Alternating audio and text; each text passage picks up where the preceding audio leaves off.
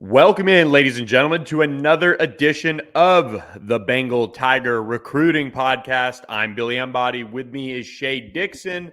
Shay, it has been what a week and a half or so for the transfer portal for LSU recruiting. We are turning ahead into the last week as we're recording this, 1 week away, I believe, from the early signing period beginning. And look, this is that stretch run that everybody in recruiting kind of looks at every year and says, now the fun begins. Looking good for LSU on that fun front. And we're going to talk a lot about that today on the podcast. Shay, the last couple of days have been incredibly busy on the site. But one busy day we're going to have for sure is tomorrow, Thursday, if you're listening to the podcast, 4-star Arlington Martin cornerback Javien Toviano makes his decision. We'll be in attendance. We'll have it live streamed right here on the Bengal Tiger YouTube channel. So be sure to hit that subscribe button to the channel and tune in 12 o'clock Central Time to the Bengal Tiger YouTube channel for Javien Toviano's decision. All right, give them the rundown. We're not going to be there. Don't lump me into that. You're going to be there because if this goes south on LSU, they can blame you. You're the one whose fans can blame Billy Embody. He's tracked this one from the start. You've been about as close to Toviano as anyone. It doesn't mean you know anything more than anyone else. Set the stage, though, so people know. He's just doing it in front of school, right? Like friends, teammates. Yeah, so Georgia, LSU, Michigan, Texas, and Texas A&M are the finalists. He is going to make this decision on the final day of the semester, get a chance to share it with his friends, his classmates, teachers, coaches, teammates, all those things, and his family as well, who will be there. This is the end of a long journey. It was kind of funny. I'll tell the story, Shay. This is what podcasting is all about, telling some stories. Was driving on Sunday to go hunting, and I said, you know what? I'm going to cold call Javien. I'm just going to give him a shout, see how things are going. Last time we had spoken, we talked about, hey, when time comes, we'd love to, live stream it or announce through us, however you want to do it. We'll do it. So I said, now's the time to give him a cold call. He picked up. I was shocked. I mean, this is outside of a one or two word loved it after the Bama game visit. He does not return texts. He doesn't really take calls. So I was shocked and invited us to check out his ceremony on Thursday. And so we're going to do just that. This is going to be the end of a long road, though. And he told me that he's kind of milked it as long as he can. And now he wants to share it with his schoolmates, his classmates, and everybody at Martin High School. So that is why he picked the date. December 15th to make this decision. And for LSU, it could mean good news on the way. All right, so let's break it down. For those wondering, Toviano is being recruited to LSU as a corner, but he's ranked as a safety regardless, one of the best defensive backs out there and certainly one of the best still available. We'll talk about a couple more here in a minute on the podcast, but the most recent recruiting event he went to was the Bayou Splash at LSU, which was at beginning of August, end of July. The only games he went to on campuses were at LSU. He rushed the field for the Bama game. Everyone saw that video of him and his family watching the final play, and then he runs down and rushes the field with all the fans. He no-showed Texas once for the biggest recruiting weekend that they had. What else am I missing here? He never shared a single post about an in-home visit other than Brian Kelly being there. Robert Steeples, the corners coach, was with Kelly last week, is back there again in home the night before he announces. So he's bringing in an LSU coach the night before he announces. Where are we missing it? If it's as someone high up at LSU, I was told, I didn't hear this from that person, but was talking to people around the building and said, the read on it, not what they said, this person was reacting the same way we all do. If he's not choosing LSU, this is the biggest mystery all of a sudden pops for a new school that we've seen. And it has nothing to do with him being like, LSU's my leader, any of that. He's never said anything. It's just that everything he does is LSU related. So Sam Spiegelman and I spoke on Sunday, and Sam spoke to as good of a source as it gets on Javien Toviano's recruitment, and there have been other visits this fall. Well, have there? Well, I don't know. Can't confirm. He didn't post pictures. He has certainly kept it close to the vest, and this is maybe where the intrigue comes up. And we'll hear from Javien Toviano on Thursday after his decision. Like I said, we'll be there, and it'll be interesting to see if it was intrigue or not. And I'll ask him either way it goes, to kind of see, hey, heard about this? Was this true? Was this not? And we'll hear about it in the behind the scenes. If he doesn't pick LSU, it's going to be one of those behind the scenes stories that we're really going to have to dig in and share on, because that's, it would just be one of the wildest ones. So want to get you guys the background on it. But allegedly, he has been to Texas A&M. He has been to Texas. He has even been to Baylor, quietly making those visits, supposedly, according to this source. And so if all that is true, then it makes it certainly a little bit more interesting. But what it boils down to, though, for me is he should commit to LSU on Thursday. That is still kind of the way you read this recruitment. And talking with sources, you got to feel that kind of similar vibe. The only school I think I kind of sit there and say, okay, all right, if he doesn't end up at LSU, where does he go? It's probably Texas. I would say that would be the one. It was the school that he was closest to setting an official visit with, would be Texas. He was close to setting that one for the TCU game. He said they got on it too late, which again, reading tea leaves, if you're that interested, you would have planned and kind of done it a little bit more proactively, during football season or not for Javien. It was during, but that's the only school I would say that I'm kind of monitoring at this stage to land him. Even sources on Texas A&M side call it an LSU Texas battle, and that A&M just really hasn't heard from him much lately. So LSU Texas battle.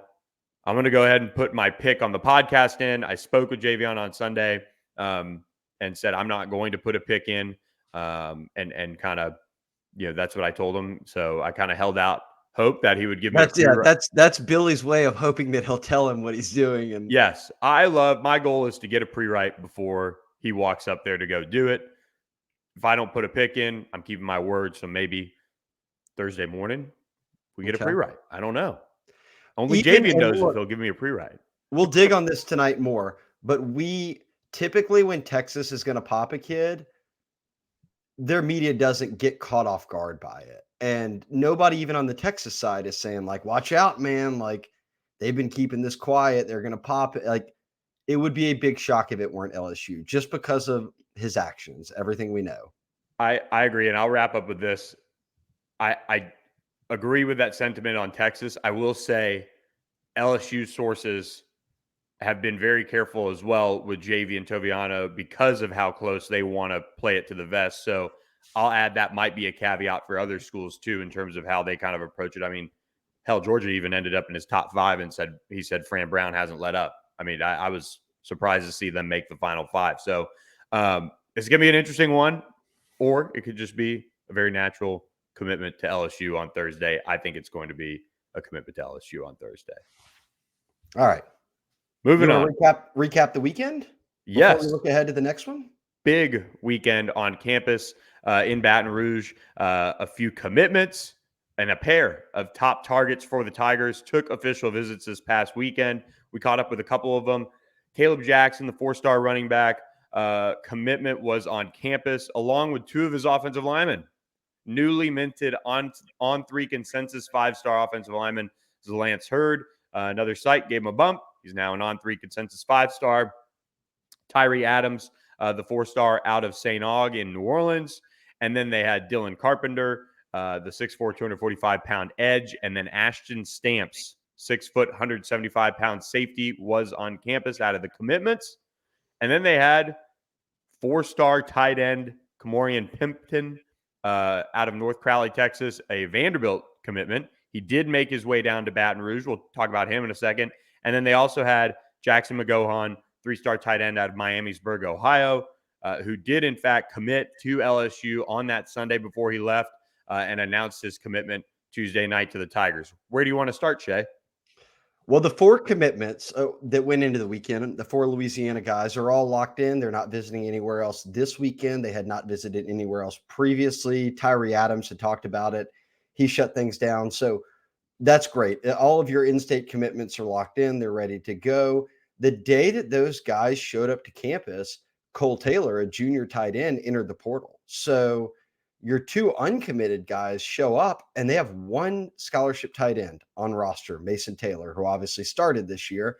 But Mike Denbrock, Brian Kelly, they want to run an offense that is rooted, or at least will feature 12 personnel. They'll play multiple tight ends. Well, you can only do that if you have multiple tight ends on the roster, let alone guys that you trust to be out there.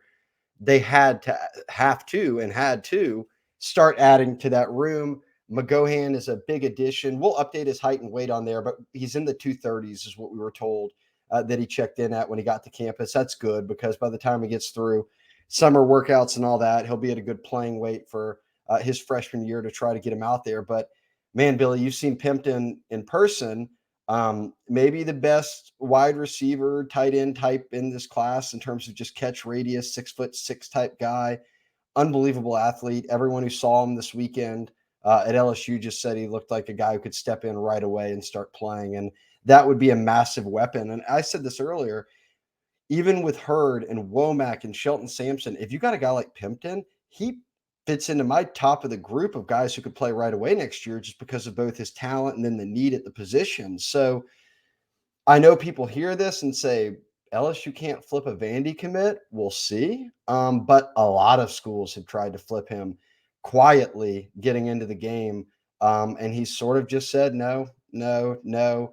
Finally says, yes, I'll visit LSU. Got the visit in with his family, mom and dad, his sister, who plays a big role in his recruitment, was there. So all the decision makers you wanted were in attendance. Now we're kind of in that dust settles. What is he going to do? Texas came in with a late offer.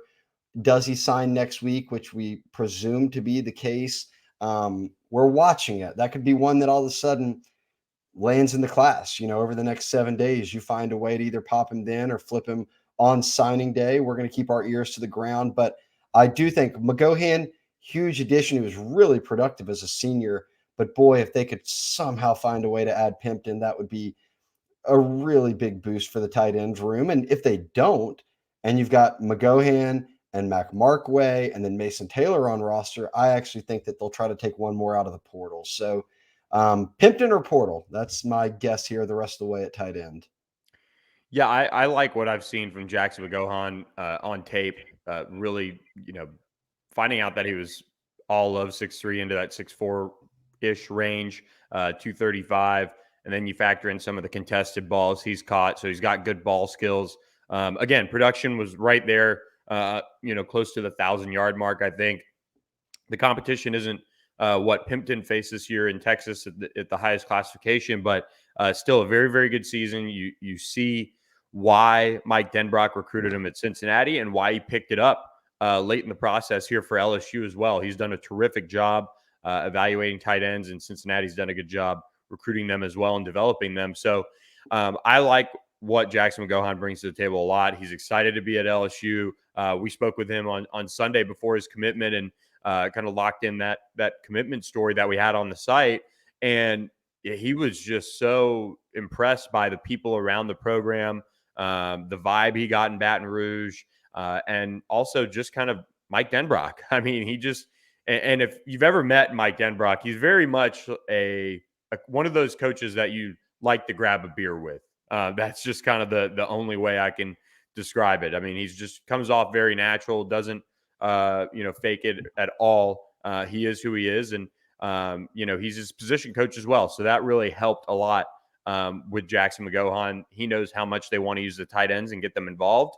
And then on Pimpton's side of things, this one's going to be interesting because, like you said, Vanderbilt did a good job evaluating him. They had him in for an official visit all the way back the second weekend in June. They get him to commit at the end of July. LSU offers, I believe, in October, about halfway through his senior year. He is just a monster. I saw him in person play against Prosper. To give you an idea of how good Prosper was this year, they were undefeated and then got beat 41-0 by Duncanville over the weekend in the state semifinals. So that was kind of the competition level he was facing. And North Crowley lost to undefeated. It was a pair of undefeated teams battling it out earlier in the playoffs. And he was very productive, had 2 big catches, had a 2-point conversion grab. I mean, when you look at him, I think the comp, Shay, honestly, is kind of like either a just a little bit shorter Stephon Sullivan or a little bit more filled out D. Anderson. That is kind of my comp range for him. I mean, he has all the athleticism, and that catch radius is off the charts. I think when you get him into a weight room and pack on some more weight to him, even more, he'll be more physical in the blocking aspect of his game.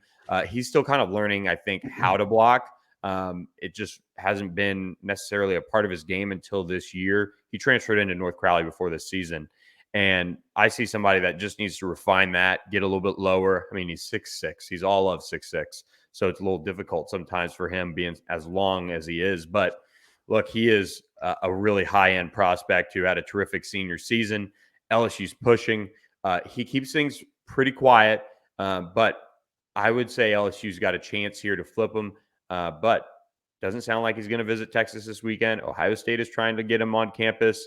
He could very well just end up signing quietly with Vanderbilt and sticking with that class. Yeah, well, I'll say this. Well, if Vanderbilt holds on to it, doesn't matter. If they don't, the worst thing that ever happened was that he transferred to North Crowley and got onto a team that was undefeated and could throw him the football a bunch, and his stats just went through the roof, and everybody started to notice, obviously coming out of Texas, high A ball. So big time player there. I know people are asking, we mentioned the portal with maybe another tight end.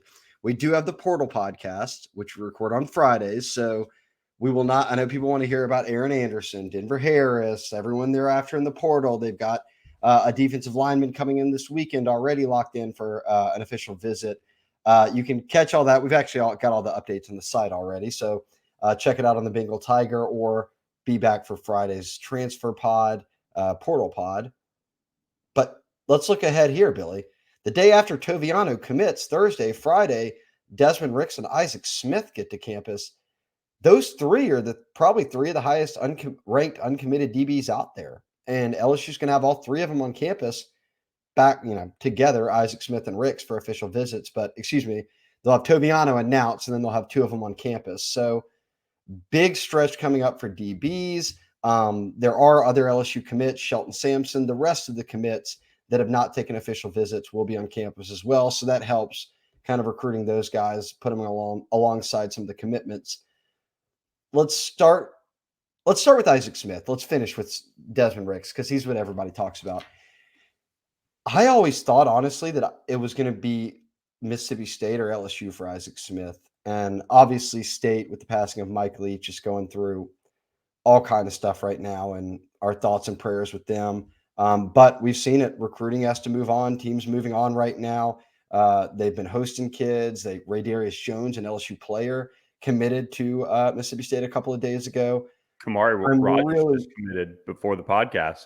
One-time LSU commit. That's right. I saw that. So they got a couple former LSU players commits playing corner for him now. But the beat goes on, obviously, for State. They'll try to figure out how to close things out here. I just get the feeling with Isaac Smith, who's a safety out of Itawamba, that as tough as it is to get Mississippi kids, he's had some sort of affinity for LSU, and he's been around, he's made visits, and he gives LSU the very last visit, and I think that's key. I don't have a pick in, but I'm watching this one in a big way. Like, I totally could see him ending up in the class. And he'll be on campus Friday to Sunday. And then, LSU will try to keep him as late as possible on Sunday as well to avoid him, even swinging through State one more time when it's, I think the quiet period start. Is that? Yeah, so Sunday is a quiet period. I mean, you can only see a kid in person if he's on your campus. Yep. So they'll try to hold him off, and send him home late. You can tell Billy comes from the SMU Pony Express days that he knew that would take the kids stopping by campus on a Sunday to actually make it work. So Well, you can either go the SMU way, which is you just, obviously dish out some of those car payments and all sorts of things, or you can go the Auburn way and you can take them to the hunting camp until signing day. That's always the good rumor out of Auburn. So look, this is still, it's recruiting. You want to have them on campus as long as you can possibly have them on campus. And that works in the summer too. I mean, colleges will try to have kids stop by and, all right, camp with us and then hang out some more and take some photos and let's go have dinner and let's do this and that, all so that they don't end up making it to that next school that's on their, gamut of visits over the course of a summer. And Isaac Smith is worth, going all out for. I mean, this is a safety room that, loses Jay Ward. They still have some question marks. How is Matthew Langlaw going to respond from his knee injury? How is Sage Ryan's development going to go? They need to address this position with one more defensive back out of the safety group. And, I just saw Ryan Yates. Geyer fell to DeSoto over the weekend in the state semifinals. And Ryan Yates had to play a lot of corner. And I'll piece together some of the clips for you guys on the site. But he played corner. It was a rough go. He's not necessarily perfect in coverage on an island. That's why he plays safety. He was much better when they moved him into the box. Physically, he's ready to go, but you want another option, I think, in there as well. You have Michael Doherty, who's going to play nickel. And they have Kylan Jackson, who's a kind of a big, strong safety, kind of a box safety. So adding another option that can cover and run, I think, is a smart move at safety. And that is what makes Isaac Smith such a priority for Kerry Cooks, who's done a really good job recruiting him. It's not easy. Like you said, going up against those Mississippi State and Ole Miss, it's not easy. But I agree with you. I'm not ready to call it to LSU, but he was a Louisiana bootlegger. I think that's important to note as well. So he's played with a lot of Louisiana kids. But look, I think they get the last official visit, and I think that's very, very, calculated on Smith's part. Sometimes when kids leave, the state from an in-state program that generally pushes a lot of pressure on a kid, they'll give that school they're leaving to the last official visit. It doesn't always work out with last official visits in general. We saw that kind of how it went over the summer with LSU gaining a commit here, commit there off of, guys that went and took visits elsewhere. But when it comes to right before signing period, I think it's very important that LSU gets them on campus. I just want to say too, thoughts and prayers are with everybody in Starkville, Leach family, friends. Had a couple chances to meet Mike Leach. I played for Hal Mummy for a cup of coffee, and he spoke so highly of him as well. And the first walk-on paperwork I ever filled out was for Texas Tech after watching Graham Harrell throw that touchdown pass to Michael Crabtree back in the day to beat Texas. So I've always been a Mike Leach. I love everything about the man. So thoughts and prayers are with him, and just so sad. But like you said, recruiting goes on, and Zach Arnett and that staff are going to try to close out Isaac Smith, just like LSU is going to try to close him out. But the bigger fish, in a way, on campus is certainly Desmond Ricks coming in on Friday. I just got off the phone with a source before we recorded this podcast, Shay, and breaking news. Saving it for the end of the pod, making them listen. And I will say, I'm continuing to hear good things, even post Florida and post Alabama visit. And I think there's aspects of this that I'll definitely hold for the behind the scenes, however way this goes. So be sure to, obviously stick around for that podcast after decision day and of course tidbits on the board. But there are some aspects of this recruitment that LSU definitely has playing in its favor, that when you look back at it, if he goes to LSU, you can point to and say that pushed them over the top, or that pitch didn't work elsewhere, or what have you. Desmond Ricks and his family are a little different in how they're approaching this. This is an entire kind of, I think, situation that they're trying to look at. They know that he is one of the best corners in the country. They know that he should be a 3-year player. He should be on campus for 3 years and be out the door. And they know to do that, you got to play right away. They've got some really, really, really, really good relationships at LSU that I think are helping them in a big way. NIL appears to be in a good spot. There's been no panic on that side from LSU as far as having things that still need to be lined up um, to land Desmond Ricks. So things appear to be in place. It's kind of one of those things you always kind of monitor it right till the end with these types of recruitments. But if everything comes together, I still feel very, very good that it'd be LSU in the end after that conversation with the source. I mean, I think I look at it as here a few different ways. One, LSU has no corners left from the Ed Orgeron, Corey Raymond era. They only have 2 corners on roster that are coming back. Well, 3, Seven Banks, who was hurt all year, but LaTerrence Welsh and Jalen Davis Robinson were both true freshmen that didn't obviously play a lot beyond special teams. There's nothing proven, so you've already got that pitch. And then I look at the reality that, Billy, if you reclassify and then you put the 3 schools that you're looking at as back-to-back-to-back official visits right before signing day, and he reclassified, meaning he went from being a junior into the senior class just a couple months ago, that all of this was always going to come down to these final 3 weekends and how the visit in Gainesville, how the visit in Tuscaloosa, how the visit in Baton Rouge went. Those visits are done, and I'm certain Bama made a big pitch and push for him. Same for Florida. It was always going to come down in my mind to, if LSU gets him, it's because of work that they not only did the whole time, but what they were able to do this final weekend in terms of making sure they closed out. I mean, people talk about closing at signing day, closing on uncommitted guys, closing on top targets. He fits into that kind of file for you. So I don't have any new info to share here, like where I'm leaning, how confident I am. I thought that going into the 3 visits, I did believe that LSU probably had a little slight lead. Now I think it's LSU's turn to make good on that. And it was always going to come down to this weekend. And I think the only news people need to wait for is when he gets done with this weekend and the dust settles and you start to get a feel for how all 3 staffs feel going into signing day, which he announces next Thursday. Yeah, I think that's key. And look, I mean, this is one of those recruitments that I think all the 3 schools are the finalists because they've done a great job recruiting and they all have good relationships. And he can see them himself playing early for the most part.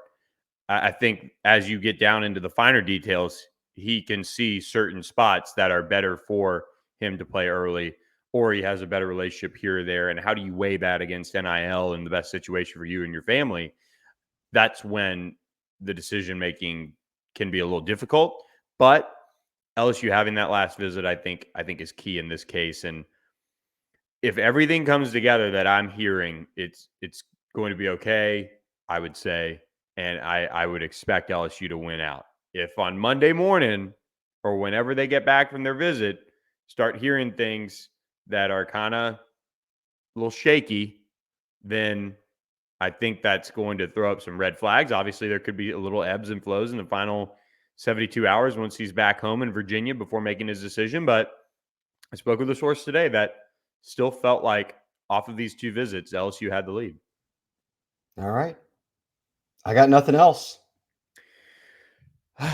Wow. All right. So this is going to be a huge weekend for LSU. More official visitors hitting campus. Quickly, the official visitors that will be out of the 2023 LSU class: Christian Brathwaite, Kai Prion, and Ricky Collins, Shelton Sampson, making their way to campus for those official visits. So we'll try to get recaps with all these guys. Last time we saw Shelton, he was kind of done with talking about recruiting. So maybe he'll talk to us now that this is kind of that celebration to the end of his recruiting days. And he'll be signing with the Tigers during the early signing period. That early signing period begins December 21st and runs until December 23rd. I know you guys have heard us reference the 22nd with Desmond Ricks, his decision date, as well as 4-star defensive lineman Jordan Hall. Jamar Cain and Brian Kelly went in home with him on Tuesday. So we had that update for you guys. Trying to dig around and get a feel for where things stand there. I would say that Georgia had a lot of the momentum coming off the final official visit before he makes his decision on December 22nd. So lots more to track on the recruiting front. How does LSU finish on the defensive line? Who ends up signing late? We know that Dalen Austin is going to sign late. He's going to Louisville this weekend for his official visit. He tweeted out a graphic with Oregon just a couple days ago. So that one could get wild, and we'll see how that one goes. But look, LSU has an opportunity to really close strong during this early signing period. We'll obviously talk next week on the pod. I think we're going to have to shift around our schedule based on the early signing period a little bit on the podcast front. But, this is still an opportunity for Brian Kelly to close strong and to pretty much silence any sort of haters that, might have questioned this or that about him. If he closes with some of the top prospects they've got still on their board in the early signing period, whether you keep Dalen Austin in the February period or if you land Nicholas Harbor, it honestly doesn't matter to me. That would prove that he is here to play with the big boys and win big, both on the recruiting trail and beating Alabama this year on the field, doing it on and off the field. I'm ready. Lock in. 1 week to go. 1 week to go. So subscribe to the Bengal Tiger for $1 for an entire year. Get the free Founders Club hat. Had a few people lock in on the board today. Order their hat. Shay's got it on now. Yep. Styling, profiling, and it's time to get locked in for the early signing period. So don't miss out. Subscribe today. Closing in on that 4,000 subscriber mark. Hit the subscribe button to the YouTube channel as well. We appreciate all you guys who have listened. We'll be back later this week with another edition of the Bengal Tiger podcast. This time, the Transfer Portal edition. For Shay Dixon, I'm Billy Embody. Thanks for listening, guys, and we'll catch you next week.